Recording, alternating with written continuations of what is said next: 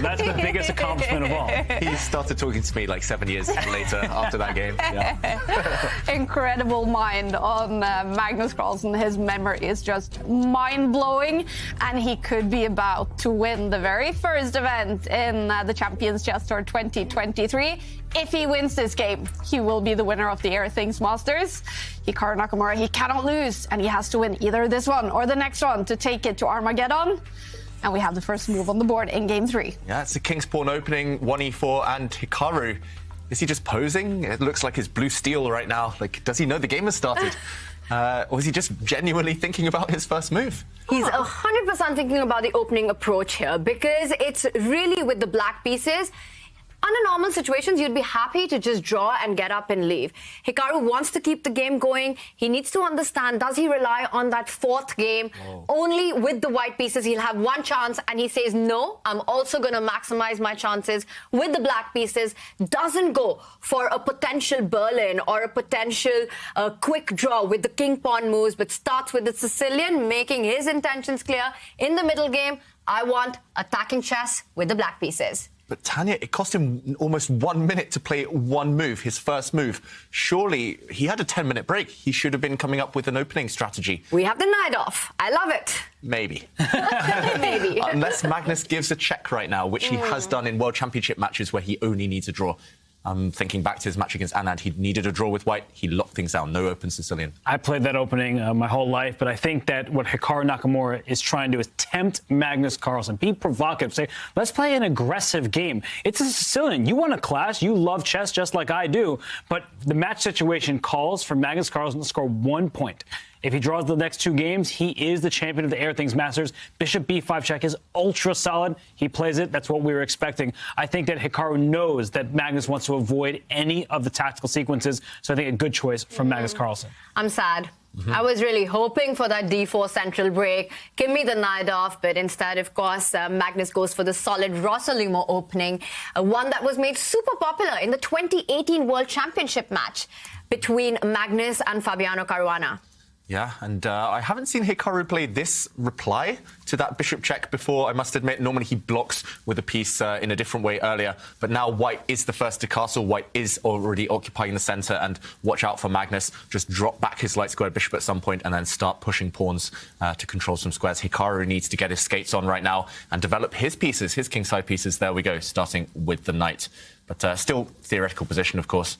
And it's just up to Hikaru now to create some imbalance, or create some something at least for Magnus to think about. I'm not that optimistic for Black, to be honest, here, because Magnus, he's the leading expert in these types of structures, this exact opening. It's going to take a lot just to surprise him, let alone find something that's actually objectively dangerous or strong. And white can throw the d4 pawn, right? That's always a play in these Sicilians. But instead, because of the way black has developed, white can actually push the c pawn up 1 square to c3 to reinforce the d4 square. You would like to have multiple pawns in the center.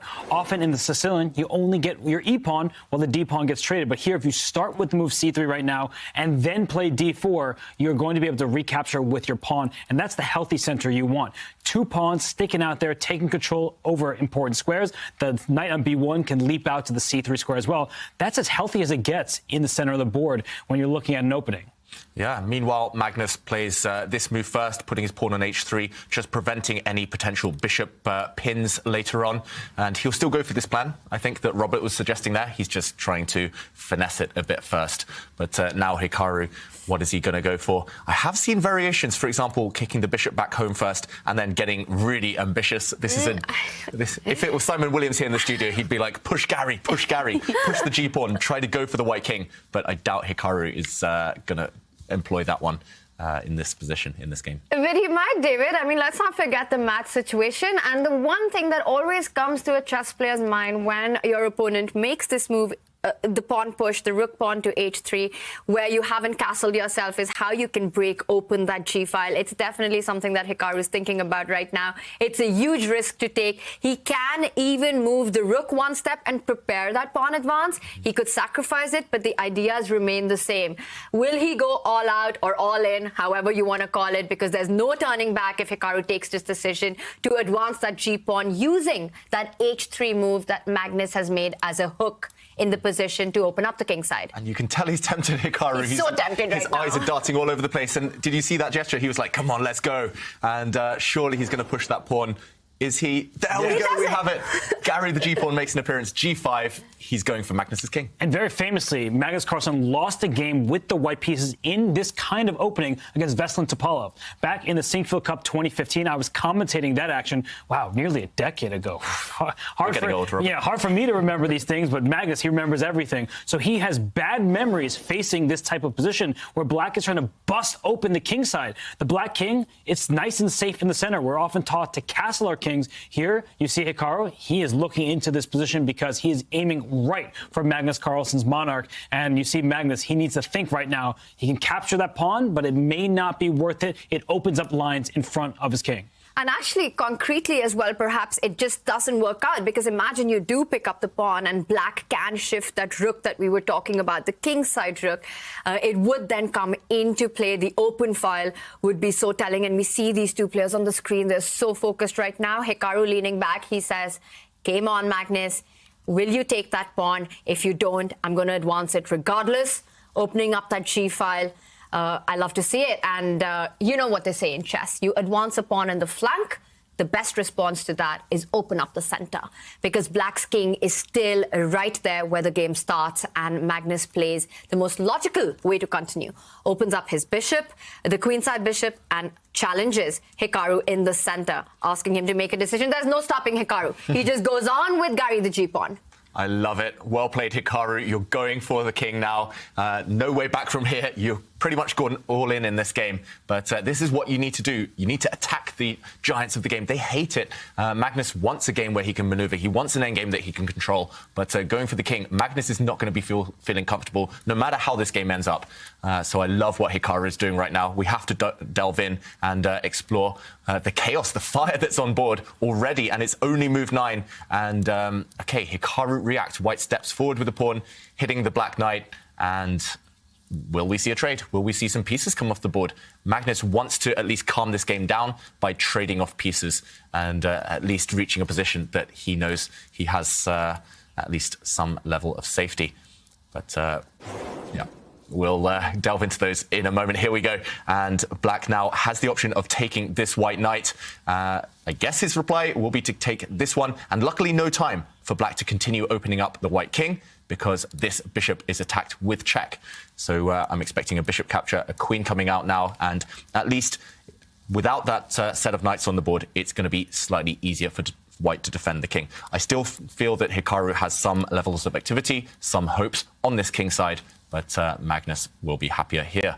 What do we think? Any alternatives to this line? The fact that he's still thinking leads me to believe that he may not capture the knight on f3, because that is the automatic response. If he were playing bullet chess, and we know how good both these players are in those time patrols, you would just take the knight on f3, give up your knight. He does, in fact, go for it, but I was thinking that Hikaru, he wants to reply instantly at every turn. So when Magnus takes on f3, he wanted his response lined up. He plays his rook over to g8 after this series of trades, and I think Hikaru, he knows that he needs to use the clock to his benefit. He wants to put Magnus in time trouble. The issue, though, is now white's king does not feel wide open. There's just one rook staring at the king. There's a bishop, a queen defending that pawn over there, and black's king remains in the center. It's not going to easily castle queenside either, so I think that for now, Hikaru, he's doing just fine, but I don't think that there's any weaknesses in Magnus's camp either.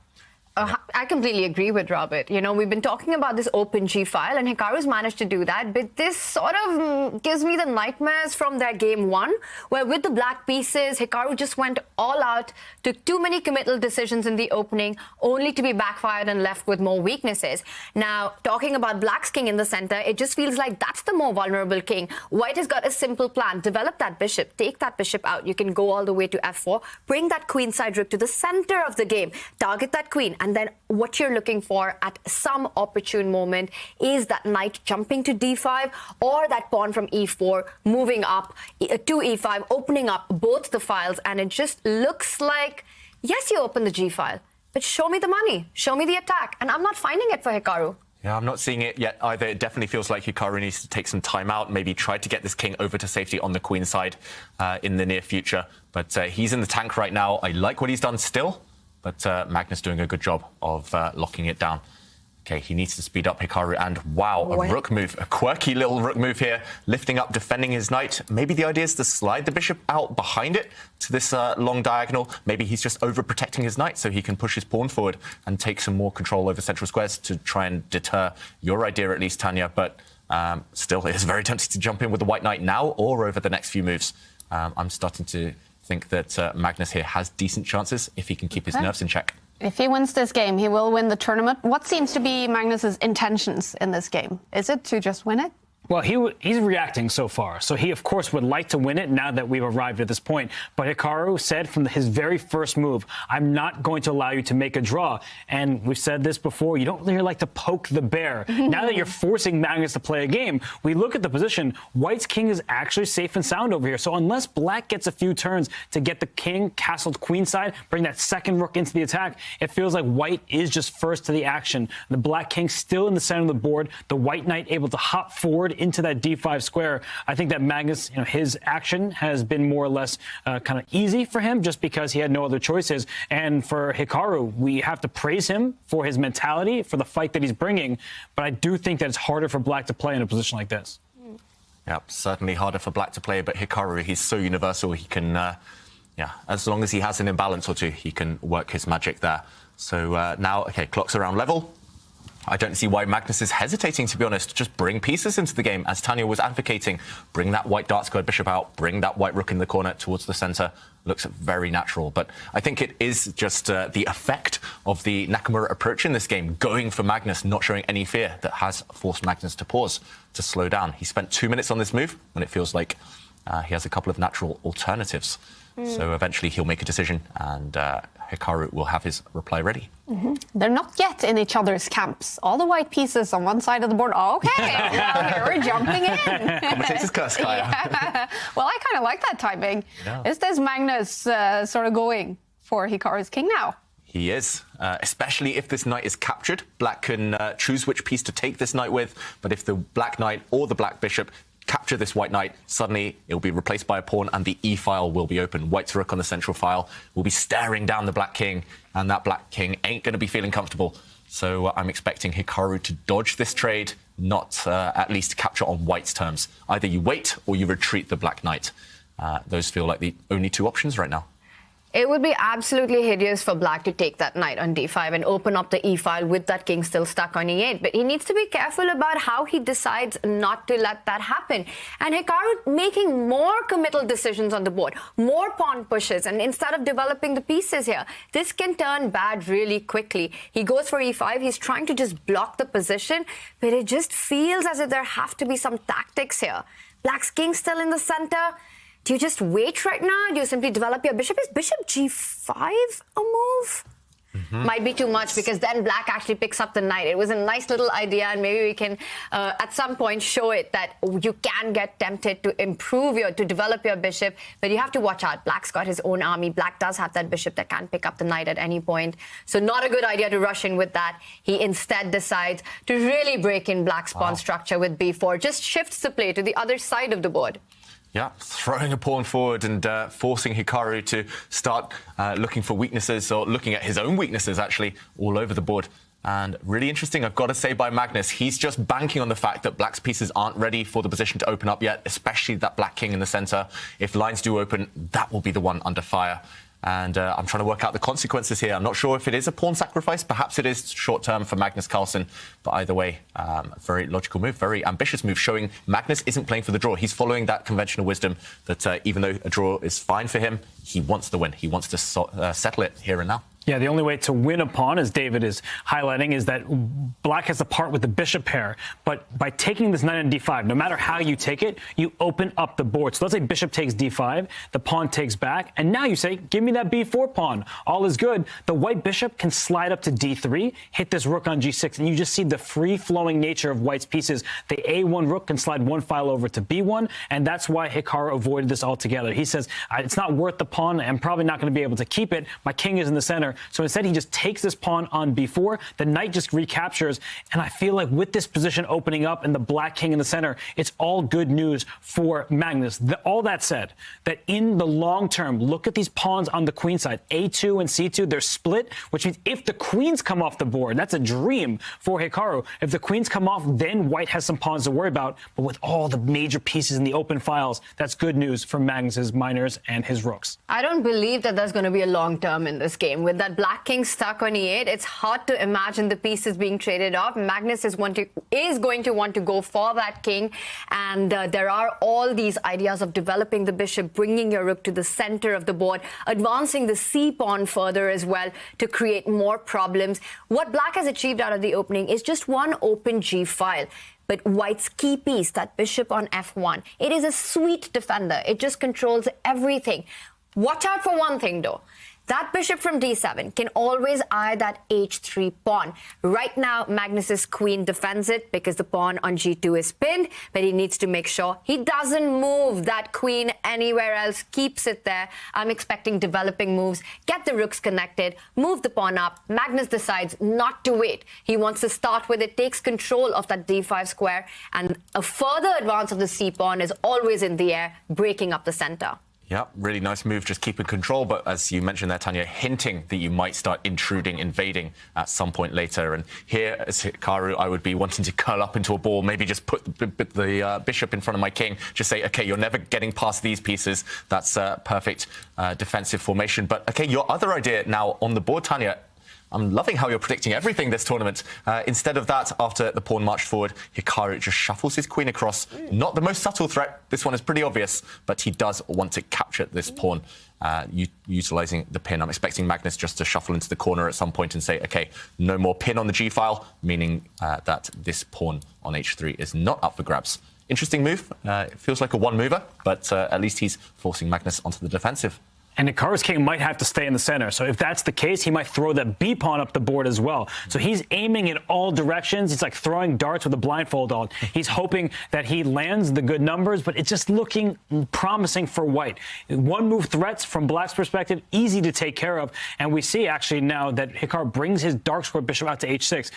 The good news, his rook may land on where the bishop is right now after a trade and attack the white king. The bad news is this d6 pawn is a permanent weakness, and the dark square bishop was the only piece covering it. So it's a pro and con situation. I really love Magnus' position. It just seems much healthier. Yeah, and again, the question for Magnus is, do you trade on black's terms or do you wait for black to exchange you? So, for example, this bishop trade now helps the black rook get closer to the white king along this line. But if you wait, I'm not sure exactly how you wait, but if you wait for a move, for example, push a pawn, then yes, black can trade, but it's on your terms. You improve your white rook in the process, and suddenly this white rook will be supporting the motoring forward of this pawn a bit later. So I'm expecting Magnus not just to go for that yet. OK, he plays a very useful move, first of all. He opens up his rook on the semi-open b-file and potentially targets later. Watch out for this pawn being a weakness long-term. So black's position full of weaknesses, but his pieces are relatively active right now. That's the payoff that he's got for all these committal decisions. I love that last move. He just brings the other rook into the game, saying that if you take the bishop, I'm going to pick up the bishop with my rook on the central file currently, and then we'll see both of white's rook just in the best places in the position, really targeting that queen as well as that pawn on b7. The knight can jump to the center of the board. It looks like very aggressive play by Hikaru in the opening is only reaping rewards from Magnus currently, with black's king stuck in the center, with the long-term weakness of that pawn in front of the bishop, as well as the queenside backward b7 pawn. Hikaru for now tries to get the king to safety. He's sort of doing this unnatural castling, this where he just marches with the king to safety towards the king side, but it's going to use a lot of time. Meanwhile, Magnus can continue with development and target the weaknesses in black's pawn structure. Yeah, castling by hand, they call it. And actually, every game now, I think 3 games out of 3, we've seen one side castle, one side not castle, just move their king instead. Bit of a trend there. But yeah, meanwhile, that black king looks pretty safe, hiding behind its own pieces right now. So a very logical move, and as Tanya says, we're expecting Magnus to up some pressure, still maybe maintain the tension between the dark square bishops, maybe just shuffle a rook across that black d6 pawn, the backward pawn on that square that we highlighted earlier. still the target. Still, you have to go for it at some point as white. The bar is inching up for Magnus Carlsen with the white pieces. If he wins it, he will win the Airthings Masters. I do see some selfies with several people cheering for Hikaru Nakamura. He needs at least a draw, and he has to win either this one or the next game. It's intense for Hikaru Nakamura right now, and he is ticking down to 6 minutes on the clock, but he has the advantage on the clock right now. He really does need all the support he can get, and the last move that Magnus made. I mean, it is so counterintuitive because we've been talking about that weak d6 pawn, but Magnus instead jumps in with the knight, trades it. He fixes the center only because he wants bishop activity at some point. And this, I wasn't expecting that because I really liked that black had that weakness on d6, but now he sort of made sure that he can't get through to that, Magnus. It's a little surprising for me what he's done. Yeah, so he's kind of connected his own pawns in the center here, Magnus Carlsen. Those two white central pawns now look pretty impressive, but he's also covered black's weaknesses. It makes him it harder for the white rooks to find a job to be employed here. I guess there's still the semi-open B file. Maybe white will stack up rooks on over there later. But I think the problem for Hikaru is how to get active. The black king is always going to be slightly open. That black rook looks a bit redundant now on the king side on the H file. I don't think you've got any attack now that all of the knights are off of the board and the other rook's still at home, not connecting with its pieces. It's all these tiny, small problems for black adding up maybe into a bigger issue. Yeah, as you're saying, black lacks harmony. That rook on h6, it looked like a great aggressive piece. Now it's just staring at a brick wall, protected pawn structure for white in front of his king. But b5, a shot from Hikaru Nakamura, but it's not an active shot. I think it's actually a defensive one. He saw that pawn on b7 as a long-term weakness. He said, let's trade it off. And he wants to activate the rook near his queen. It hasn't moved, but you can activate it in its starting square if pawns are traded in front of it. So if white decides to take on b5, black takes back, and you'll see the rook on a8 stare all the way down towards that pawn on a2. So that's good news for Hikaru. But I also think for Magnus, I mean, he can just go for something like this. All he needs is to draw the next two games. So at worst comes to worst, he just takes this pawn on b5 and enters a position where he is risking absolutely nothing. His king is fine. Black's king not doing so badly with the limited material, but there's no way Magnus Carlsen loses a position like this. Yeah, we've been talking, David, about trading on your own terms, and this line is an option. White can also just look at, in the initial position, bringing that rook to the other open file, where you say, yeah, sure, you can get rid of that b-pawn weakness, but I am going to target your queen, get my rooks into the game. So some pleasant options here for Magnus, how he decides to find a solution to Hikaru's last move, which asks him the question, what do you want to do with that c4 pawn? I'm liking Magnus's chances more and more, and I'm still thinking about that knight trade in the center. It's just such a classy move because it's really something that not many of us would think about. But this is the world champion. He's always thinking out of the box. Yeah, and here you ask the black queen, what you going to do?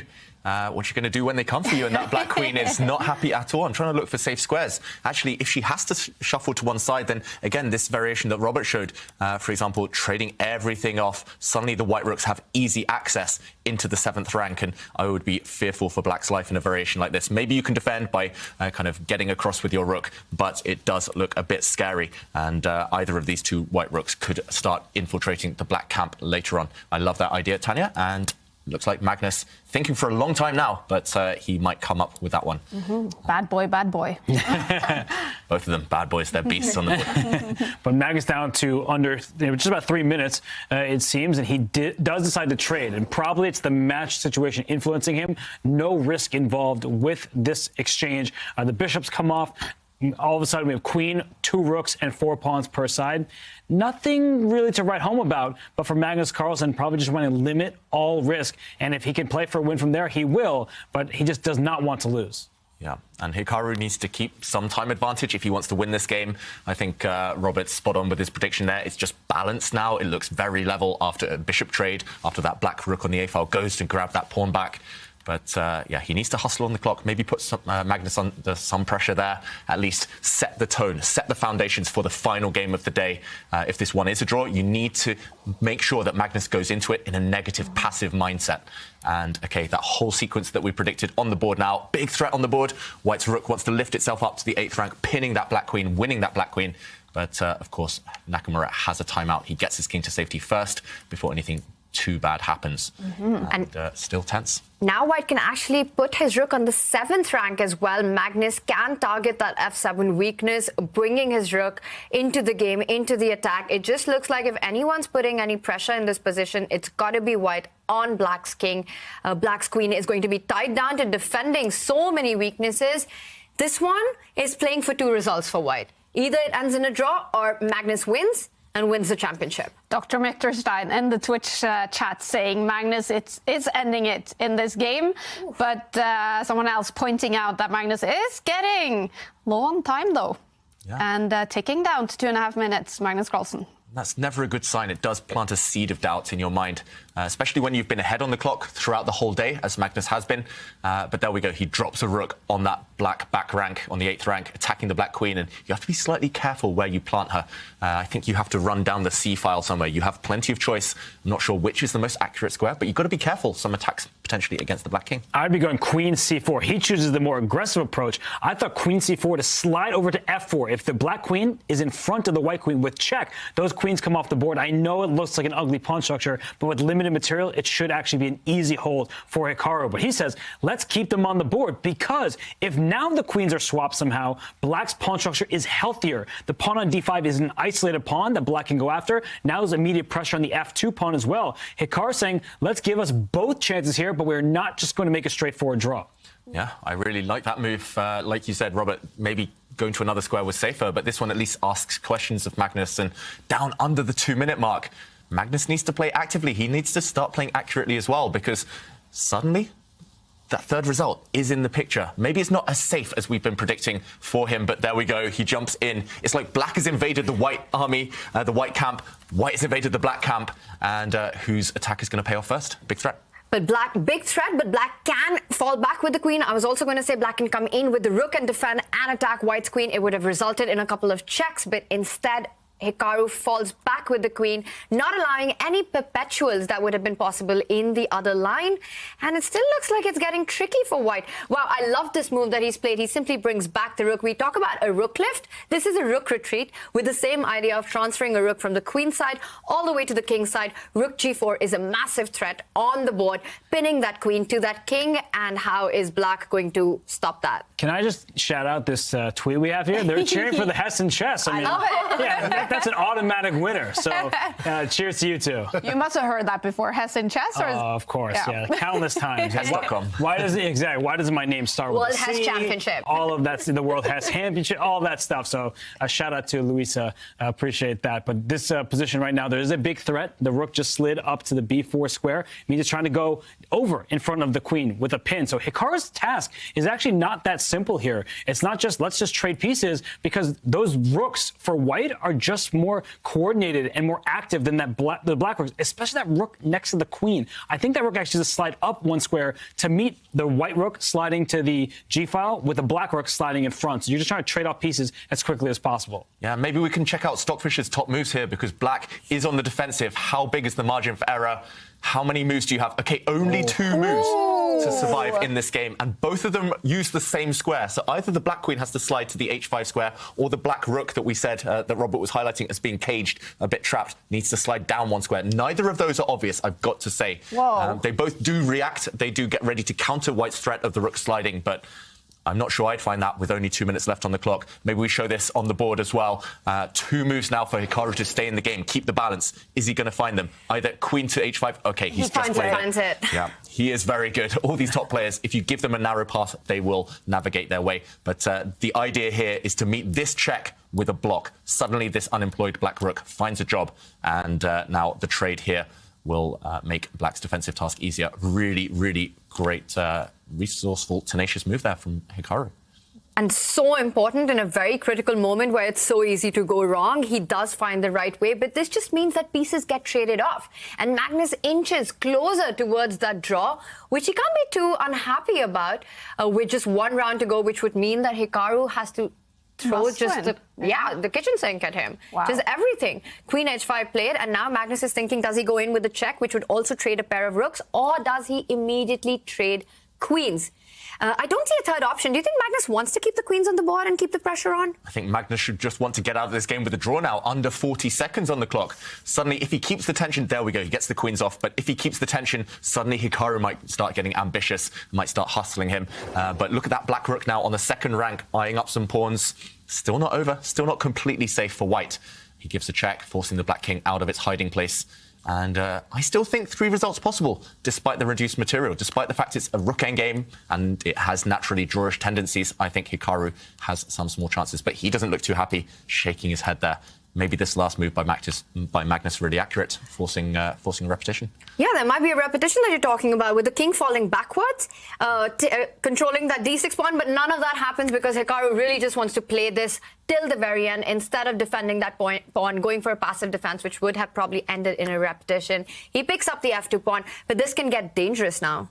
I think if anyone's better, it's black. So I think that Magnus now has to give the check, and he's doing just that. He'll give this king all the checks, and there's nowhere for the king to escape. Because if the king tries to run away to the queen side, let's say king goes back to the back rank, then the f7 pawn would have been hanging. So instead, we see the king go up, and it will go back. If you king f5 here, which Hikaru, you know he wants to play, that could be playing with fire, and he may be the one who gets burned. That king all the way up the board. It's not helping. Oh, Whoa, and he goes for it. Okay. Wow. Risks it for the biscuit. And that white rook now, the white rook on g4 is going to move. There's going to be massive threats. I still know checkmate threats because that white pawn on g2 is pinned. But there we go. That black king in big danger. But Hikaru, he's performing a balancing act here, tightrope act with that black king. It's surviving for now, but that black rook on the side of the board also offside, and white's pawn, it's racing forward. Magnus making that move with 3 seconds on the clock. Whoa, this one could still go either way. I love the risks Hikaru is taking, but he looks nervous right now.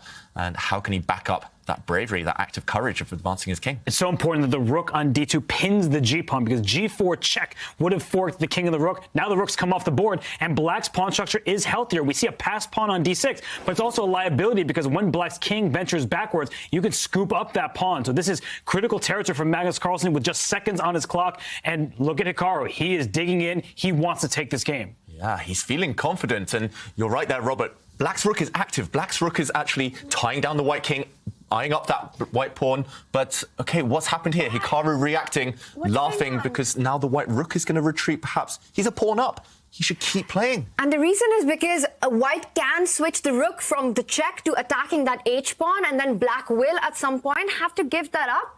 I'm not sure. Why is Hikaru laughing? Because there's a critical line right here, if we can actually analyze, and this might just happen. I think he sees Magnus bring his rook down to g4, but black can offer the rook. You see Hikaru, he points the finger. He said, maybe this is a winning endgame. Rook d4 for black. That is the critical line. You sacrifice a pawn on the d4 square. He has played it, and Magnus says, I can't trade it. So Magnus, the analysis bar says that would have been a winning endgame for black. Instead, Magnus, he saw through that. He keeps the rooks on the board, but that's why Hikaru was upset. He thought it'd be immediately a draw. Then he said, no, the king and pawn game would have been winning for black.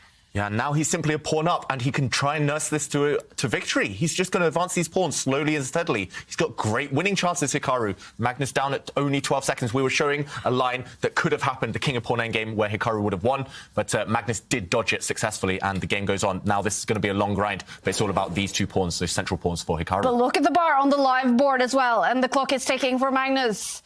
16, 11, 10 seconds left for the world number 1. Yeah. And a really difficult position to hold because Hikaru can just play forever. He's got to push those pawns at some point, get that king into the game. These are real winning chances here for black. It's the best position that Hikaru's had all match. It all comes down to this, but what a turnaround and what a way to make this a possibility. Just hats off to Hikaru for doing this. He needs to get this game now. He needs to win this one. If he doesn't, then I fear that the match will be over in the next one. Magnus will feel he has a second life. But, OK, just repeating now, Hikaru not committing to a plan. Yeah, the last couple of moves just shows that he's not really sure where that winning technique is. What is that winning plan? He, of course, has to shuffle around a bit. With every move, he gets 3 seconds on the clock. But he needs to keep that pressure on Magnus's clock as well. Yeah, the problem is for black is you really would like to take this G2 pawn for the H4 pawn, like release your own rook. That would be good. You want connected pass pawns that are unopposed, but Magnus is not allowing that. He's giving the king a bunch of checks. You could run forward, but then the rook will continue to follow the king, push it to the other side of the board, and then start going after the black pawns. So this is exactly what Magnus is doing. Hikaru has to step back and look at this back and forth shuffling pieces. The H4 pawn remains a target. The black rook has to stay passively defending rather than going after white's pawns. Yeah, but there maybe black's plan should have been to get the rook to the second rank, to tie down that white king to the g-pawn. You mentioned, Robert, that you have to go for that trade. You have to get that remaining white pawn on g2 in order to get your central pawns rolling. And now he's kind of tied up his own rook, Hikaru. I don't like where the black rook is placed. It's in front of its own pawns, blocking your only plan of advancing them. And now, really classy from Magnus, he just cuts off the black king. The black king now can never step down the board to the 6th rank and has to start marching over to harass that rook. But again, Magnus is going to start attacking some pawns, just keeping those black pieces honest, keeping the black rook or king tied down. Maybe Magnus is going to get the draw, the bar back closer towards the center, but okay, now decision time for Hikaru. Do you surrender your central pawns and go for white's pawns? No, you have to keep your pawns intact in the middle just to keep some chances alive. An important theoretical endgame is if white loses both pawns for the e5 pawn, that is a theoretical draw. I know from experience, I had that position against Vishwanath and Anand. I had the 2 pawns. He held the draw. And so it's something that both players know. And that's why Hikaru is clinging on to this e pawn. He pushes it forward. He connects it with his other pawn. And that will create threats if the black king gets active. If that black king were on the 4th or 5th rank up to g5, that would be good news. But the king is cut off. Magnus's rook is in the perfect position. Yeah, if that king was better placed, that black king, I think he'd be winning, Hikaru. But he's going for it now. He's pushing his pawns without his king. Ooh, this is either very good or it will blow the winning chances. I do fear for Hikaru that actually now the black rook is stuck defending its own pawns. You need to connect the king with your pieces, with the rest of your army. Magnus, can he hold this one with less than 10 seconds? He's doing all the right things so far. The most important thing for Magnus is to make sure that black's king doesn't advance, and that's what he does. He does keep the king blocked, but the bar does not approve of that. And I'm wondering why not? Does black have something really strong? The winning plan is not going to be obvious for any human here, let alone these players with only a few seconds left on their clock. And I'm expecting Hikaru to move his rook away at some point. You need to activate those black pawns. At the moment, everything's a bit stuck. Black rook needs to move. Magnus Carlsen doesn't believe in fortresses. He famously said that, but I do think that we could see a fortress here. I know the eval bar looks like it's great for black, but sometimes you can't actually break through. But look, the rook retreats. That means the black king can step forward. That is not good news for Magnus. And watch out for Hikaru to bring his king up and then push his f4 pawn to f3. Just jettison that pawn so his king can enter the position and go for checkmating ideas. Yeah, note how Hikaru, just from time to time, he repeats the position just to put the pressure back on Magnus, just to say, OK, I'm in control.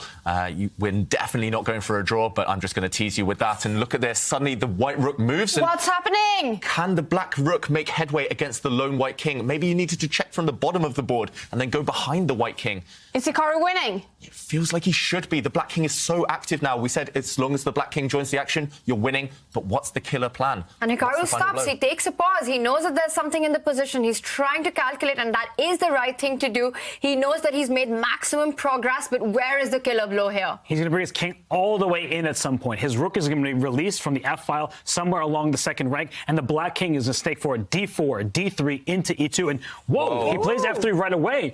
And was that a good choice? I'm surprised he committed with so little time on the clock. He could have repeated and gone back to this. Robert, earlier you mentioned that f-pawn and h-pawn together is a draw, but e-pawn and h-pawn is winning because they're so far apart. White's defenses will be stretched. Can the black king come in now? Is it still winning? This is so close. It does look like, because every time you do move your rook away from here, white king steps forward and everything is under control. He's got to get the king into the attack to help that e-pawn advance further. I'm expecting a king advance right now, but watch out for a rook check that might pick up the h-pawn. Yeah, you have to be careful where you put the black king right now. You don't want to allow any nasty checks from the white rook behind. OK, he retreats his rook. Really clever. Now look at the white king. It's cut off. It can never move towards that black central pawn because the black rook cuts along the f-file and Hikaru bobs his head. He thinks he's winning. It does look very strong. The king is coming now. Wait, but he's going to check. How is he going to run away? If his king goes to the c-file, the rook just slides over and you can't push the e-pawn. And now you have more distance from the king. So if the king goes to d3, you see the bar go back to equal. So react, Hikaru. Hikaru as well. Oh my gosh. Yeah, I thought he still had great winning chance, but he allows the king forward, but then the rook comes to g3 with check. So that's why Magnus slides backwards, and his king is no longer cut off. That means that Magnus Carlsen should be able to hold.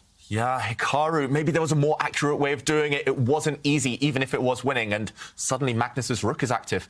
Suddenly you can start giving checks from the side. And now he wants to come with the king to the other side. He wants to create an opposition and try and attack White's king, create a mating net, but Magnus slides all the way back with the rook to give backward checks to Black's king.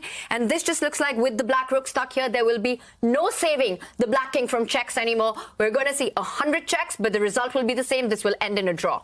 Wow, nowhere safe to hide. If the Black rook could move away, the Black king could hide in front of its own pawns, or his own h-pawn, but now there's nowhere safe. If you have to start retreating the Black king towards the White rook, then suddenly your pawns might drop off. And look at Hikaru. He's so frustrated right now. And it's the wrong pawn, the h-pawn. So if the king goes back, the White king steps forward, the rook will take this pawn on e3, and the king is inside the square. When king and pawning games, you try to chase down the pawn, you make a square to the promotion point. And here, it's okay, h3, the pawn goes forward. Still alive. But no more progress. I think Black is completely frozen now. But what happens once the Black king starts running over? Still nowhere to hide, I guess. And, okay, we're past the 100 move mark. This has been a marathon game. Can Hikaru squeeze out a win? What a fight. Magnus thinks he's drawing. He leant back there looking very happy with himself. But still, chances alive. I agree with Robert. I think it's the wrong pawn. The Black rook is just on the worst possible square, tied down defending both of them. The Black rook is passive. You need active pieces to win these types of endgames. Oh, what a miracle this is if Magnus holds. And it's just amazing, the defense that he's shown. And we can see Hikaru that he's giving up on this. He knows that there's no way to improve this position further. The Black's rook is tied down to defending that e3 pawn and the h3 pawn. Magnus continues to attack the Black king with checks. There's no place to hide. And we see Hikaru leaning back. He knows he's done everything, but it's not been enough. So close, but no cigar. Down under 10 seconds now, Hikaru. He looks like he's about to give up his winning attempts, about to agree that draw. Just all the checks. Look at that Black king. So sad, has to retreat the whole way back. And this pattern's just going to continue. The Black king's going to chase the White rook, but to no avail. The White rook is just going to move, hide, check, and cause all the problems in the world. And at this point, Hikaru might just be going for the longest game in Champions Chess Tour history because we're at move 116, it seems, and it's going to keep going because Hikaru is just going to hope for a Magnus Carlsen mistake. But the issue for Hikaru, his rook is completely frozen in place. If it ever leaves the third rank, the pawns are going to fall off, and the king, it wants to help out in protecting the pawns, but the rook keeps checking. So as long as the king is far away from the rook keeps checking it, and the king has nowhere to hide. And we see that happening, and now he just shifts back because there's nothing to be done, and it doesn't matter where the king goes. When the king gets closer to the pawns, Magnus starts checking it, driving it away. Yeah, no progress has been made over the last 20 moves now. Hikaru, wow, can he recover? Yeah, can he recover from this heartbreak? And lots of cheerleaders we see for Hikaru on Twitter. And yeah, he's put up such a fight. I love everything Hikaru's done this game. Just Is that a Hikachu? Hikachu. Hikaru or Hikachu? Yeah. It's just so close. This is the most frustrating thing in chess. You do everything right. Hikaru's literally not put a foot wrong this game. But breaking the defenses of the world #1, that's another question. That's another level. But there is something to take away from it. The fact that Hikaru was able to create this chance, this opportunity with the Black pieces. David, earlier you were talking about going into the last round on his terms, and that's what he's managed to create. He's made it clear that Magnus needs to be careful. There we have it. Game 3.